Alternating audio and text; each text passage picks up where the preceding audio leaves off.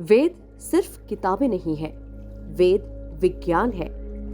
मंत्र सिर्फ शब्द नहीं, मंत्र ऊर्जा है। आज हम आपको मिलवाने जा रहे हैं उस शख्सियत से जिन्होंने वेदों की गहराई को विज्ञान की ऊंचाइयों तक पहुंचाया है।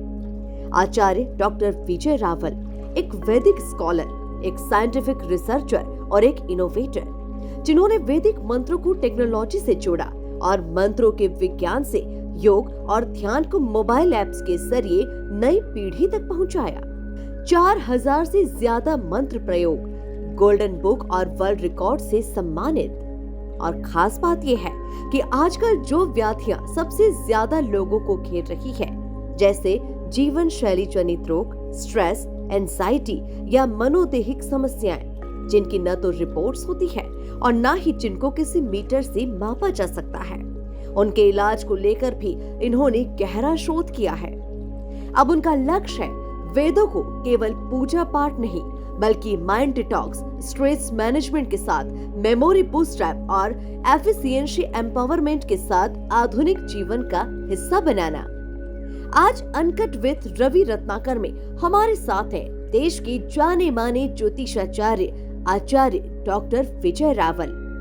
चलिए शुरू करते हैं ये खास सफर, शब्दों से शक्ति तक, मंत्रों से माइंड तक, मंत्र योग, मन का योग।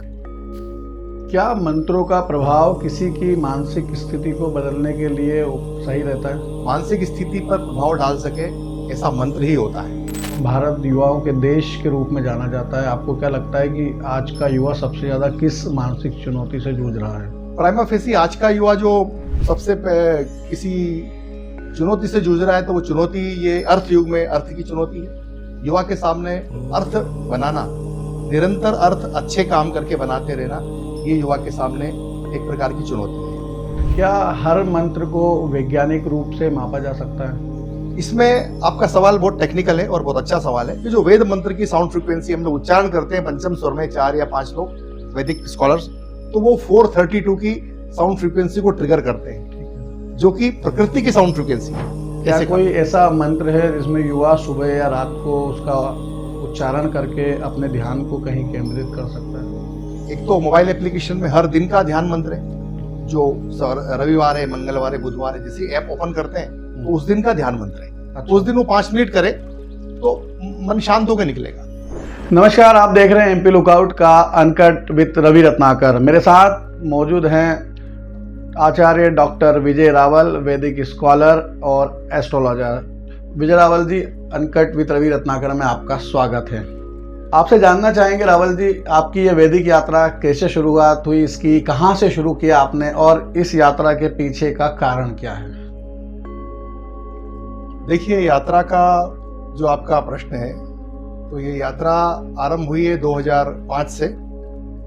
2005 के पहले साइंस से संबंधित कार्य में किया करता था, फार्मास्यूटिकल साइंस के, और 2005 के बाद जो ये मेरा पुश्तैनी कार्य है, जब मैंने आरंभ किया तो इसमें बहुत सारे प्रश्न, बहुत सारे सवाल ऐसे मेरे सामने आए।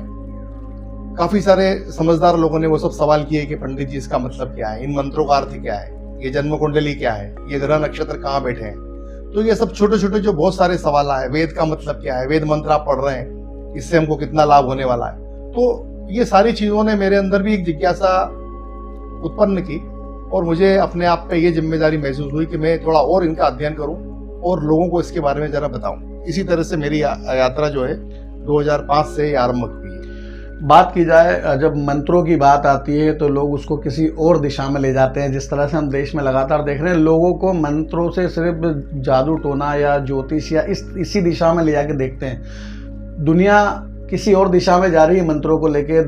कई देश ऐसे हैं जो मंत्रों पर रिसर्च कर रहे हैं। आपने भी काफ़ी सारी रिसर्च की है। और अब देखिए, जो आपका प्रश्न है कि मंत्र बहुत तरह के होते हैं, अब आपने जादू टोना बहुत सारे बातें जो की है, तो बेसिकली वेद जो है, वेद में ज्ञान, उपासना, कर्म और विज्ञान, ये 4 बातें समाहित है। तो इस पूरे विषय का जो मैं लेके साथ में चला हूँ, इसका आधार कुछ उपनिषद है, चुनिंदा उपनिषद है, जैसे तैतृय उपनिषद हो गया, मांडुक्य उपनिषद है, कठोपनिषद है।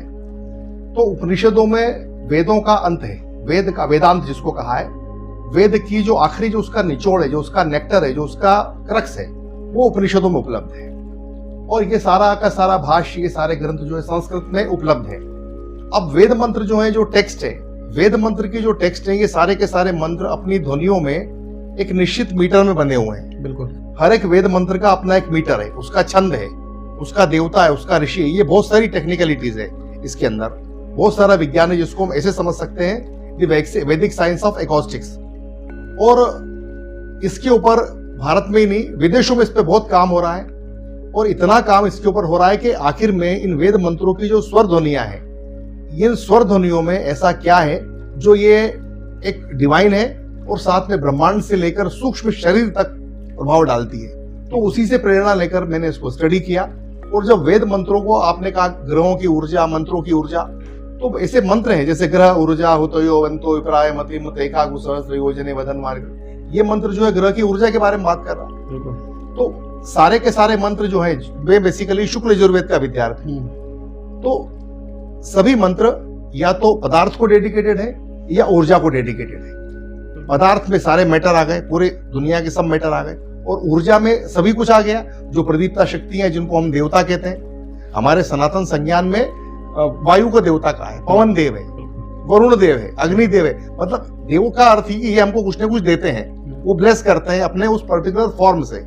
तो उन तक कुछ जो पहुंच सकता है वो सारी की सारी सूक्ष्म ध्वनि तरंगे, स्पंदन है, जिनके मंत्र वेदों में दिए हैं। उन मंत्रों को उच्चारण करने से, उनका श्रवण करने से भी लोगों को लाभ होता है। और उन्हीं को सबको हमने संकलित करके ये एप्लीकेशन बनाया है जो सुनने, चैंटिंग और लिसनिंग के ऊपर आधारित।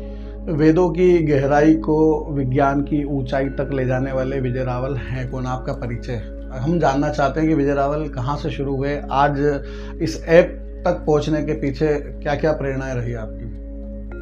देखिए, वेद तक पहुंचने के लिए काफी सारी जीवन की यात्रा लंबी रही है मेरी। 17 साल 18 साल का मेरा एक्सपीरियंस जो रहा है वो फार्मास्यूटिकल साइंस, मेडिकल साइंस से संबंधित रहा है। वो जीवन का एक अलग अनुभव था। उसके बाद वेद जब मैं पढ़ने लगा 2005 से, मैं एस्ट्रोलॉजी पे काम करने लगा। जन्म कुंडली देखना, एस्ट्रोलॉजी पढ़ना, फिर विक्रम विश्वविद्यालय से मैंने इससे संबंधित शिक्षा भी प्राप्त की। काफ़ी अच्छी जानकारियाँ आपसे मिल रही है मुझे। अब मैं ऐप के बारे में थोड़ा सा आपसे जानना चाहूँगा कि 4000 मंत्रों के प्रयोग को आपने golden book of world record तक पहुँचाया। ये जो प्रयोग हैं इनको कैसे किया जाता है, ये मैं आपसे जानना चाहता हूँ। नहीं, 4000 से ज़्यादा जो प्रयोग जिसका रिकॉर्ड है मेरे पास में, वो रिकॉर्ड एक्चुअली एस्ट्रोलॉजिकल अनुष्ठान का है। ओके। जैसे किसी का कर्क लग्न है तो कर्क लग्न की जो कॉम्पेटिबिलिटी आती है, जैसे गुरु है, चंद्रमा है, मंगल है, ये उसके फ्रेंडली होते हैं लग्न पंचम नवम, उसी समय उस पूजन को किया गया है। तो जैसे हम एक मेडिकल रिपोर्ट देखते हैं, यदि किसी को पर्टिकुलर कहीं पैर में फ्रैक्चर है तो फ्रैक्चर देख के, एक्सरे देख करके ही उसकी प्लास्टर बनाया जाता है। तो इसी प्रकार जन्म कुंडली हमारे जीवन का मानचित्र होती है। उसके अनुसार जो पूजन अनुष्ठान किए उसमें 4000 से ज्यादा पूजन अनुष्ठान किया और वो मुहूर्त आधारित किया है। उसी में ये golden book of world record जो है मेरे नाम पे है, सही पूजन अनुष्ठान सही समय पे कराने का। बाकी जो आपने पूछा है कि वेद मंत्र पे आधारित जो एप्लीकेशन है इसको हमने कैसे किया है, तो एप्लीकेशन एक्चुअली क्या है कि मेडिटेशन जो होता है, मेडिटेशन का अर्थ हिंदी में समझे हम ध्यान। अब ध्यान तो जो है ये 6ठी सीढ़ी है, यम नियम आसन प्राणायाम प्रत्याहार धारणा ध्यान। ध्यान 7वीं सीढ़ी है, वो फिर समाधि होगी। तो जो धारणा और प्रत्याहार है ये 6ठी 5वीं 6ठी सीढ़ियां हैं। तो चूंकि विषय है मंत्र योग, और योग का अर्थ है कि चित्तवृत्ति निरोधनम को योग कहा है। चित्तवृत्ति चित्त तक जाए, तो फिजिकल एक्सरसाइज को चित्त तक नहीं जाएगी। कोई आसन करना चित्त को ठीक नहीं करेगा। उसके लिए विशुद्धि चक्र और सहस्त्रार चक्र, ये जो न्यूरल प्लेक्सेस है हमारे शरीर में, 72,000 नाड़ी, मतलब फिजियोलॉजिकल बॉडी के आगे, प्राणमय कोश के आगे जो हम चलते हैं मनोमय कोश की तरफ, तो वो जो फिजियोलॉजिकल बॉडी, मनोमय कोश, इनके आगे चलते हैं, तब मन में कोई इंटरफियर करते हैं, तब कहीं जाके वो चित्तवृत्ति निरोधनम होता है। तो ये मंत्र जो है, जैसे कहा है कि, जैसे मैं आपको एग्जांपल देता हूं, यदि कोई एरोप्लेन उड़ रहा है तो उसको हम क्या बोलेंगे, ये यंत्र उड़ रहा है। और यंत्र उड़ रहा है, एरोप्लेन उड़ रहा है, तो किस आधार पे उड़ रहा है? वो उड़ रहा है एविएशन, एविएशन टेक्नोलॉजी पे उड़ रहा है। मतलब यंत्र हो गया एरोप्लेन और एविएशन तकनीक उसका हो गया तंत्र। बिल्कुल। लेकिन जिसने इस एविएशन तकनीक को निकाला होगा, उसके बारे में विचार किया हो अपने मन में, वो हो गया उसका मंत्र। तो ये सीक्वेंस होती है मंत्र, यंत्र और तंत्र की। ठीक है। तो मंत्र जो है ये मन पे प्रभाव डालते हैं। हमारा एप्लीकेशन जो है ये माइंड के लिए है। अब माइंड को तो लोकेट करना बहुत कठिन है। माइंड कहाँ होता है? अंग्रेजी में एक्टिव माइंड को मन समझा जाता है, बट जो उपनिषदिक मन है उसको मनस कहा जाता है, और मन अलग ही है। मन जो है वो चित्त, बुद्धि, अहंकार, इनके कॉम्बिनेशन जो है ये मन पे कंट्रोल करते हैं, मन पे नियंत्रण करते हैं। तो इसीलिए ये विषय जो है माइंड योग, मंत्र का योग, माइंड का योग के नाम से समझा जाता है। ठीक है। क्या हर मंत्र को वैज्ञानिक रूप से मापा जा सकता है? इसमें आपका सवाल बहुत टेक्निकल है और बहुत अच्छा सवाल है। एक्चुअली इसमें मेरे साथ काफी सारे लोगों ने मेरी मदद की है। जब मैंने इसके साइंटिफिक वैलिडेशन में गया कि हर मंत्र के बारे में क्या है, हमने इसका स्टडी जो हमारे लेवल पे हो सकता है वो किया है कि अनुदात स्वर ज्यादा होंगे, उदात स्वर कम होंगे। स्वरित स्वर का जो माप है, 3 प्रकार के स्वर होते हैं। इनको हमने काफी सारे मंत्रों में मेजर किया है। तो कहीं हमको अनुदात बहुत दिखते हैं, कहीं स्वरित बहुत दिखते हैं। ये तो हमारी एक वैदिक साइंस की बात हो गई। अब जो इन मंत्रों का हम उच्चारण करते हैं, तो इनका उच्चारण करने के बाद हमने जब बहुत सारे मंत्रों को उच्चारण किया, और जैसे मैंने आपसे कहा कि काफी लोगों ने इसमें कंट्रीब्यूट किया है, स्पेशली डॉक्टर जयपाल डुडेजा। ये डुडेजा सर जो है ये एक साइंटिस्ट हैं, क्वांटम फिजिसिस्ट हैं, डीआरडीओ के साइंटिस्ट हैं, और MIT यूनिवर्सिटी गुड़गांव के एक्स डायरेक्टर हैं। इन्होंने इसकी मेजरमेंट थेरेपी पे काफी काम किया, उनसे हेल्प मिली है। डॉक्टर मुकेश भाटिया सर जो दिल्ली के फोर्टिस हॉस्पिटल के कंसल्टेंट्स हैं, उनसे काफी हेल्प मिली, और भी बहुत सारे साउंड इंजीनियर्स, इन सब लोगों ने इसमें सहायता की। और ये जाना है कि जो वेद मंत्र की साउंड फ्रीक्वेंसी हम लोग उच्चारण करते हैं पंचम स्वर में, 4 या 5 लोग वैदिक स्कॉलर्स, तो वो 432 की साउंड फ्रीक्वेंसी को ट्रिगर करते हैं, जो कि प्रकृति की साउंड फ्रीक्वेंसी है। अभी आप देख रहे होंगे बहुत से लोग आर्टिफिशियल वो न्यूरल बीट से, बाइन्यूरल बीट से, या घंटी बजा के, या कुछ साउंड हीलिंग के नाम पे वो ध्वनि बोलते हैं, बट दैट्स नॉट, उसका उत्पत्ति कहां से हुई है, उसका कोई ग्रंथ नहीं है। और ये जो वेद मंत्र है, इनमें इनको डिवाइन कहा है, क्योंकि जो शब्द होते हैं, शब्द के पीछे जो अक्षर है, अक्षर को हमारे यहाँ ब्रह्म कहा है। तो किसी ध्वनि में अक्षर ब्रह्म नहीं है, ध्वनि में अक्षर नहीं है। ध्वनि तो सिर्फ एक प्लेन ध्वनि है, वो साउंड है। लेकिन वेद मंत्र में जो ध्वनि है वो अक्षर से निकली हुई ध्वनि है, वो अक्षर ब्रह्म की ध्वनि है। तो उसका मेजरमेंट है 432 हर्ट्ज।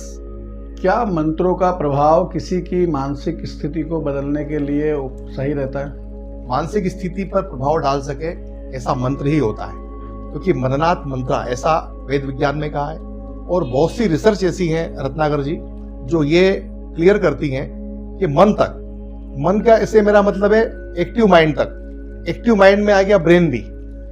तो ब्रेन में एक सेरेब्रल कॉर्टेक्स करके जगह होती है। सेरेब्रल कॉर्टेक्स वो रिस्पॉन्सिबल होता है हमारे लाइफ में कॉग्निटिव परफॉर्मेंस बढ़ाने के लिए। तो डॉक्टर रॉबर्ट हार्टजेल, डॉक्टर मैल, ऐसी बहुत सी रिपोर्ट्स हैं जो ये कंफर्म करती है कि ब्रेन तक, हमारे हाइपोथैलेमस लेवल तक, सेरेब्रल कॉर्टेक्स लेवल तक सिर्फ साउंड, वाइब्रेशंस और लाइट, ये 2 चीजें ही पहुंचती हैं। ये पहुंच के कॉग्निटिव परफॉर्मेंस अच्छा करती हैं। तो उससे मन का या मानसिक उत्तेजना या मानसिक संताप जो चल रहा है वो कूल डाउन होता है, काम डाउन होता है। ये मंत्रों के मानस, मतलब जो मन को हम लोग इसको सेगमेंट कर रहे हैं, वो सेगमेंट भी जीवन शैली जनित व्याधियां और मनोदेहिक, मनोदेहिक का अर्थ हुआ मन से भी संबंध है और देह से भी संबंध है, उनके लिए काम करता है। जैसे फटीग है, थकान है, थकान की कोई मेजरमेंट नहीं है। डायबिटीज की क्या मेजरमेंट है? इस उंगली से अलग आएगा, इससे अलग आएगा, इससे अलग आएगा, कभी कम कभी ज्यादा। इसी प्रकार ब्लड प्रेशर कम ज्यादा होता है। इसी प्रकार नींद की कोई नाप नहीं है, एसिडिटी की कोई मेजरमेंट नहीं है। तो वो जीवन शैली जनित और मनोदैहिक व्याधियां जिनकी कोई मेजरमेंट फिक्स नहीं है, जैसे फिजिकल कोई रिपोर्ट आपके पास आई कि ब्लड की ये रिपोर्ट है, इतना हीमोग्लोबिन है, तो उतना हीमोग्लोबिन है, इतना सोडियम है ब्लड में, इतना पोटेशियम है, यूरिक एसिड है, वो मेजरमेंट आ गया। कहां से फ्रैक्चर हुआ, कहा MRI क्या बता रही है, वो मेजरमेंट है।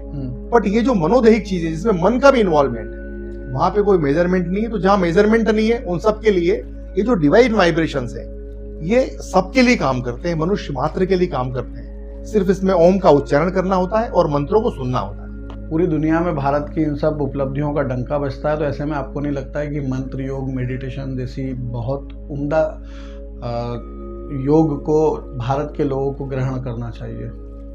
निसंदेह करना चाहिए। इसी प्रयास के लिए हमने इसको मंत्र योग मेडिटेशन मोबाइल एप्लीकेशन को निःशुल्क पूरे भारत के लिए, सबके लिए उपलब्ध कराया है। और जो मेरा धर्म में समझता हूँ, ब्राह्मणेन निशिकारणो धर्मो षडंगो वेदो ध्येयो ज्ञेयस्य।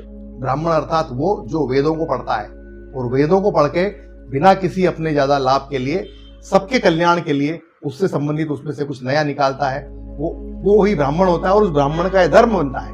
तो मैं समझता हूँ कि यदि मैं ब्राह्मण कर्म कर रहा हूँ, पूजा कराता हूँ, मैं दक्षिणा लेता हूँ, तो मेरा धर्म बनता है कि मैं सबके कल्याण के लिए ऐसा कोई काम करूँ तो बिना किसी कारण के, बिना किसी मेरे लाभ के लिए। तो ये मैंने इसीलिए ऐसा काम किया है कि ये एप्लीकेशन सबके लिए उपलब्ध है, सब अपनी कैटेगरी देखें, उनको सुने, सब कोई 10 मिनट का कोई 20 मिनट का सुने और उससे लाभ पाए। आपने कहा रावल जी मंत्रों की फ्रीक्वेंसी होती है, इसको आसान भाषा में कैसे समझें? मंत्रों की फ्रीक्वेंसी होती है, उसको आसान भाषा में ऐसे समझ सकते हैं कि इसके लिए पहले थोड़ा सा तो विज्ञान समझना पड़ेगा। हर एक धातु है, जैसे मैंने ये चांदी पहना तो चांदी की अपनी एक पर्टिकुलर फ्रीक्वेंसी है, उस फ्रीक्वेंसी पे सेट है तो चांदी है। ये प्लास्टिक है तो प्लास्टिक एक पर्टिकुलर फ्रीक्वेंसी पे सेट है तो प्लास्टिक है। ध्वनि तरंग, वाइब्रेशंस, अभी हम बात करें कि सीधा जाके टेस्ला की या आइंस्टीन की बात करेंगे, उन्होंने तो कह दिया कि सभी कुछ वाइब्रेशंस है। तो ऐसा बोल देने से एकदम से साइंस समझ में नहीं आता है, लेकिन बात ये तय है कि जैसे पदार्थ और ऊर्जा, हर कोई चीज पंच तत्व से निर्मित है, पंच तत्व से निर्मित है। और पंच तत्व जो इस 30 किलोमीटर प्रति मिनट प्रति सेकंड की रफ्तार से धरती घूम रही है, इस पर हर चीज का अपना एक स्पंदन है, हर चीज की अपनी एक फ्रीक्वेंसी है, उस फ्रीक्वेंसी पे सेट है। और हम इसको डिवाइन फ्रीक्वेंसी इसलिए कहते हैं क्योंकि इसमें अक्षर उपलब्ध है। यदि हम मंत्र बोल रहे हैं, कोई मंत्र हमने बोला हरि ओम ब्रह्मण ब्राह्मणो ब्रह्मवर्चसी जायतामाराष्ट्रे राजन्यः, तो इसमें जो जिस पद्धति से मैं बोल रहा हूं ऊपर नीचे स्वर, इसी पद्धति से मेरे गुरु बोलते थे, उसी पद्धति से पहले, उसी मतलब हजारों लाखों वर्षों से इसी पैटर्न पे इसको मंत्र की ध्वनि सेट है, ये बोला चला जा रहा है। तो ये डिवाइन स्पंदन भी इसी फ्रीक्वेंसी पे सेट है। इसी प्रकार जैसे धरती की जो साउंड फ्रीक्वेंसी है 432 सेट है, तो इन मंत्रों की फ्रीक्वेंसी भी सेट है। नाम मंत्रों से जुड़ा हुआ है, तो क्या कहीं ना कहीं ये गलतफहमी लोगों में हो सकती है? तो क्या इस ऐप को सिर्फ आध्यात्मिक लोग इस्तेमाल कर सकते हैं या कोई भी युवा, पुरुष, वयस्क या बच्चे, क्या सभी इसको यूज कर सकते हैं? ये वैदिक मंत्रों का मोबाइल एप्लीकेशन है। वैदिक मंत्रों का मोबाइल एप्लीकेशन सभी के लिए है। बहुत छोटे बच्चों को तो समझ नहीं लगेगा, लेकिन जो बच्चे स्कूल जा रहे हैं, स्कूल गोइंग बच्चे, अभी आप एक बात करेंगे कि बच्चे मोबाइल देख रहे होते हैं, मोबाइल में काफी सारी चीजें सर्व कर रहे होते हैं। बिल्कुल। और उनका माता पिता भी कई बार परेशान हो जाते हैं कि भाई बच्चा मोबाइल छोड़ता नहीं है, अच्छी आदत लग सकती है, बुरी आदत। तो ऐसे में बच्चों को एक डिसिप्लिन डाला जाए कि भाई बच्चे संकल्प सूखते हैं, उसमें कैटेगरी है एग्जाम, परीक्षा में सफलता और मेमोरी एनहेंसमेंट, वो कैटेगरी 20-20 मिनट की है। तो माता पिता बोल सकते हैं इसको थोड़ा लाउड साउंड पे रख दो और 20 मिनट ये मंत्र सुनो, तो मंत्र की ध्वनि 24 दिन में काम करेगी बच्चे पे। माता पिता बच्चे के स्वयं देख सकते हैं कि बच्चा अच्छा हुआ है नहीं हुआ। प्रेगनेंसी के मंत्र, हेल्दी प्रेगनेंसी के, वो गर्भावस्था में बहनें सुन सकती है, माताएं सुन सकती है। जो कॉन्शियसनेस पे जाते हैं, स्पिरिचुअलिटी जाते हैं, आध्यात्मिकता चाहते हैं, उन लोगों के लिए अलग अलग चीजें इसमें उपलब्ध है वेद मंत्रों में। टेक्नोलॉजी और वेदों का ये जो मेल है, ये भविष्य के लिए कितना उपयोगी साबित होगा हमारे देश में? देखिए, टेक्नोलॉजी और वेद का जो ये मेल है, ये तो जन्म जन्मांतर से चला ही आ रहा है। प्राचीन समय में टेक्नोलॉजी हुआ करती थी रथ, आज की टेक्नोलॉजी है कार। प्राचीन समय में टेलीपैथी, मन से ध्यान लगा लेते थे और मन से पहुंच जाते थे। यजाग्रतो दूर मुदेति देवंत दूसरे व्यति दूरंगमन ज्योति खान ज्योति रेखन तन्मे मना शिव संकल्प वस्तु। अपने मन को ही इतना तीव्र बनाते थे। एक पारस्कर ग्रह सूत्र का एक वाक्य कहता है कि प्राचीन काल का जो जीवन आधार था वो था प्राण शक्ति, और वर्तमान जगत का जीवन आधार है विद्युत शक्ति। और प्राण शक्ति और विद्युत शक्ति दोनों एक ही प्रकार के, दोनों का डायमेंशन जो है वो अलग अलग। प्राण शक्ति का डायमेंशन बहुत अलग है विद्युत शक्ति के डायमेंशन से। यदि अभी आपसे बात करूं कि आप विदेश में कहीं गए थे, तो जिस कमरे में रुके थे उस कमरे को देख के आ जाओ, तो आपका प्राण अभी जाएगा और देख के आ जाएगा वहां से। विद्युत शक्ति के माध्यम से यदि आपको भी भेजना हो विदेश, तो टाइम लग जाएगा जाने में। तो प्राण शक्ति जो है, ये ऋषि मुनियों, छंद देवता, ऋषि मुनि, ये बहुत बड़ा सब्जेक्ट है। इन सबके स्पंदन, इन सबकी ध्वनियों पर आधारित है।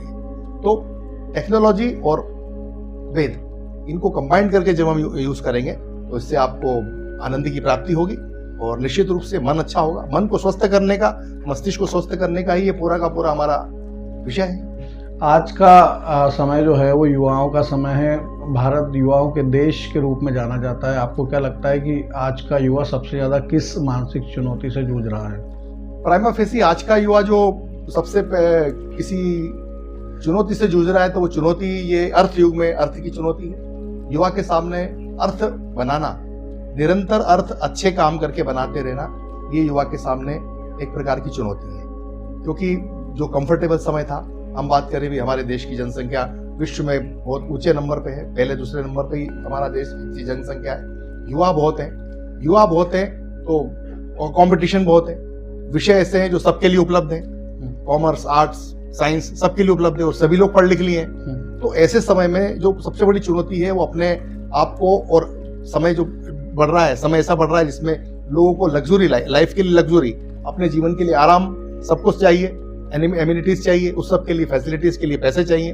तो बेसिकली ये अर्थ युग चल रहा है। तो अर्थ युग के अंदर युवा के सामने सबसे बड़ी चुनौती तो अर्थ कमाना है उसकी। लेकिन वो अर्थ जब कमा पाएंगे जब वो माइंड से कंपोज होंगे। तो माइंड को कंपोज करने के लिए, फोकस करने के लिए, एकाग्रता के लिए, धारणा के लिए कि मुझे नहीं ये धारण कर लिया मन में, इसको मुझे प्राप्त करना है। धारणा अच्छी हो, प्रत्याहार, मन जो इंद्रिय निग्रह हो, मैं अच्छी आदतें रखूं और मेरा धारणा, मेरा फोकस अच्छा हो, फिर ध्यान हो। तो उसके लिए ये मेडिटेशन मंत्र योग ऐप है जिसमें उनकी युवाओं की सहायता करेगा। क्या वैदिक ध्यान तकनीकी माइंड डिटॉक्स का समाधान बन सकता है? आपको क्या लगता है? वैदिक मंत्रों में हमारी जो कॉन्सेप्ट है रत्नाकर जी, हमने ऐसी रखी है कि पहला स्टेज है डिटॉक्सिफिकेशन। मंत्र जब सुनते हैं, पहले क्या होता था कि प्रमा और प्रमेय का सिद्धांत होता था। लोग पुस्तकें पढ़ते थे, पढ़ के फिर स्टोरी पढ़ते थे, कुछ भी कॉन्सेप्ट पढ़ते थे और अपना उनका मन चिंतन चालू होता था। अरे इसमें ऐसा लिखा है, अच्छा इसका अर्थ ये हुआ, उसका अर्थ ऐसा हुआ, ठीक है। तो पढ़ के दृश्य देखते थे, पढ़ते थे और सोचता था दिमाग। इमेजिनेशन पावर बहुत स्ट्रांग होती थी। अब क्या है, अब तो ऑडियो भी है और विजुअल भी है, तो इमेजिनेशन कहीं ना कहीं थोड़ा डेंट पे आ गया है। तो जब ये मंत्र सुनेंगे और सुनने के बाद जब ये मंत्र अंदर जाएगा, जैसे घी अंदर जाता है शरीर में, तो घी का छोटा छोटा न्यूट्रिशनल बॉडी में हर जगह लगता है। उसी प्रकार से हर एक अक्षर में, हर एक वर्ण में, हर एक छंद में, हर एक स्पंदन में अपनी कैपेसिटी है और वो माइंड के उस हिस्से तक पहुंचेगा जहां पहुंच के उसके मन को अच्छा करेगा। क्या कोई ऐसा मंत्र है जिसमें युवा सुबह या रात को उसका उच्चारण करके अपने ध्यान को कहीं केंद्रित कर सकता है? एक तो मोबाइल एप्लीकेशन में हर दिन का ध्यान मंत्र है, जो रविवार है, मंगलवार है, बुधवार है, जैसे ऐप ओपन करते हैं तो उस दिन का ध्यान मंत्र है। अच्छा। उस दिन वो 5 मिनट करे तो मन शांत होकर निकलेगा। एक है ऑल डे डिवाइन मंत्र, पूरे दिन का डिवाइन मंत्र है, वो रात में लगा दे तो रात में उनको माइंड अच्छा सेट हो जाएगा। फिर युवाओं को उनकी कैटेगरी के हिसाब से, उनका इमोशनल कंट्रोल कोई है तो इमोशनल कंट्रोल के लिए, सफलता के लिए, मनी मैनिफेस्टेशन, पैसे धन प्राप्ति के लिए, उसके लिए कौन से संकल्प सूक्त, किसी युवा ने संकल्प लिया है मेरे को ये पढ़ाई लिखाई करनी है तो संकल्प सूक्त के मंत्र है। परीक्षा में सफलता, मेमोरी एनहेंसमेंट, इन सब के मंत्र उसमें दिए। 24 कैटेगरीज आर टोटली ओपन। इसमें युवाओं के लिए बहुत सारी कैटेगरीज। आज के समय में देखने में आया है कि मोबाइल का एडिक्शन काफ़ी बढ़ चुका है और ऐसे में आपने एक मोबाइल ऐप निकाली है कि कहीं ना कहीं लोग मोबाइल से जो दुरुपयोग करके कहीं ना कहीं उसके एडिक्ट बन के अपने जीवन को, अपने दिमाग को ख़राब कर रहे हैं। क्या कोई ऐसा मंत्र है या कोई ऐसा तरीका है जिससे युवा जो है मोबाइल के इस एडिक्शन से बाहर आ जाए, डिस्ट्रैक्ट हो जाए मोबाइल से? देखिए, युवा मोबाइल से डिस्ट्रैक्ट हो जाए या मोबाइल के एडिक्शन से बाहर आ जाए, ये एकदम से तो कहना कठिन है, क्योंकि युवा लोग जो बिजनेस कर रहे हैं, कुछ भी कर रहे हैं, तो सब कुछ तो उनको मोबाइल से ही निकल रहा है।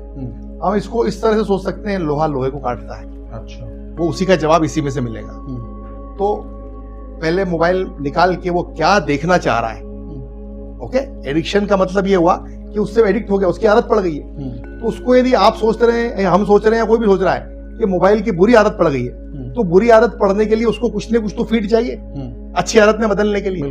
तो अच्छी आदत का फीड क्या? अच्छी आदत का फीड है कि भाई वो सुने। जब वो सुनेगा तो उसके माइंड को ऐसा कमांड जाएगी कि भाई आप इस तरह की एडिक्शन में मत जाइए, आप मोबाइल में से वो चीज निकालिए जो अच्छे काम की है।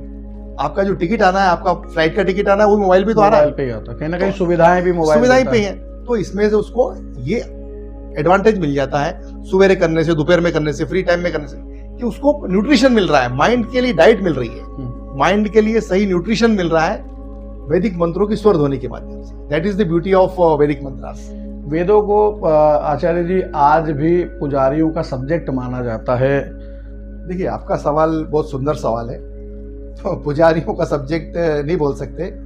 पुजारी का अर्थ ये हुआ कि पूजा करना जी। तो पूजा किसकी कर रहा है? पूजा तो मूर्ति विग्रह की कर रहा है। बिल्कुल। तो जो पंडित मूर्ति विग्रह की पूजा कर रहा है, और जब ये मूर्ति का विकास हुआ, जब ये देवी देवताओं की मूर्तियां आई, तो ये तो पूरी की पूरी, इतने बड़े बड़े मंदिर है हमारे देश में, इतने बड़े बड़े मंदिर है, ऐसे ऐसे मंदिर है जिनका आर्किटेक्चरल देखने लायक है। बिल्कुल। तो मंदिर नहीं, वो प्रयोगशाला है।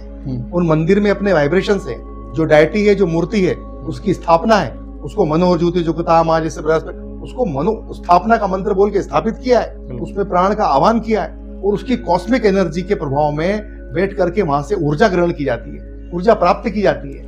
वो सिंपल पुजारियों का विषय नहीं है। पुजारी का अर्थ है कि उन मंत्रों के माध्यम से उस प्रतिष्ठापित मूर्ति को, स्थापित मूर्ति के अंदर वो जागृति बनाए रखता है, ये उसका काम है। तो वो एक है कर्मकांड का, मैंने कहा आपसे कर्मकांड का विषय है, दूसरा है ज्ञान कांड का विषय, तीसरा है उपासना का विषय और एक है विज्ञान का विषय। तो वेद में 4 डिपार्टमेंट है, ज्ञान, कर्म और उपासना और विज्ञान। तो हम इसको विज्ञान वाली दृष्टि से देख रहे हैं। कर्मकांड या कर्म की दृष्टि से पुजारी वाला काम है, पंडित वाला काम है, वो करते हैं। और ज्ञान का विषय ऐसा हुआ कि आप और हम बैठ के चिंतन कर सकते हैं कि उपनिषदों का ज्ञान हमको कहाँ ले जाएगा।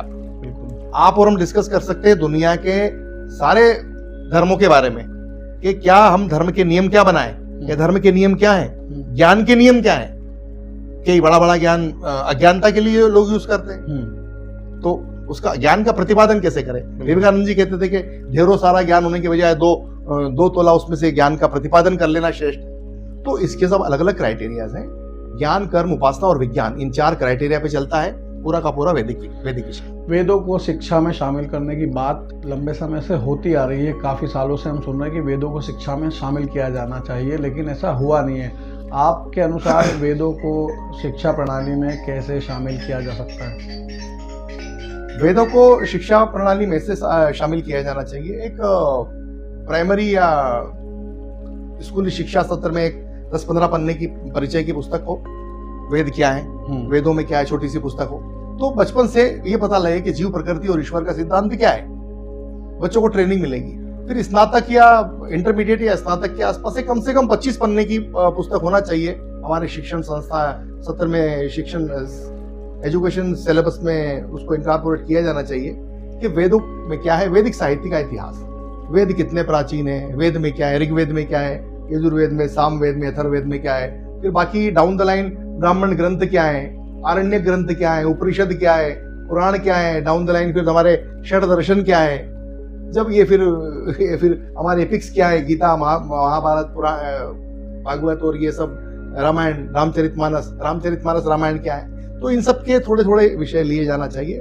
उससे ये होगा कि आपकी जो आप में एक तुलसीदास जी की जो चौपाई है वो आप में धीरे धीरे डेवलप होगी, आपके जीन्स को बदलेगी।